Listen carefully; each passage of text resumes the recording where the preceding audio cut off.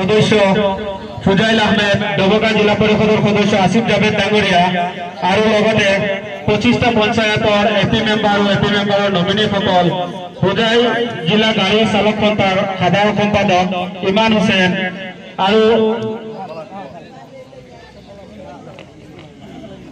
আমাৰ block চেয়াৰমেনৰ nominee Bilal Ahmed ডাঙৰীয়া আহি আমাৰ মাজত উপস্থিত হৈছে। সকলোকে সাংবাদিক পাৰ্টনাৰ্ছ ক্লাবৰ তৰফৰ পৰা অভিনন্দন আৰু শুভেচ্ছা জ্ঞাপন কৰিছো। আৰু আমাৰ অতিথিসকলক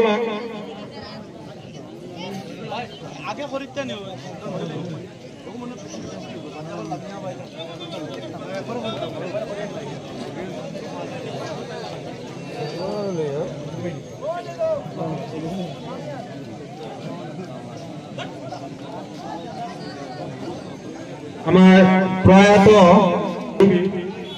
অসমৰ শ্ৰদ্ধাঞ্জলি জনাবলৈ আমাৰ অতিথি বৃন্দসকলক অনুৰোধ জনাইছো। শ্ৰদ্ধাঞ্জলি অনুষ্ঠান এতিয়া অনুষ্ঠিত কৰিম।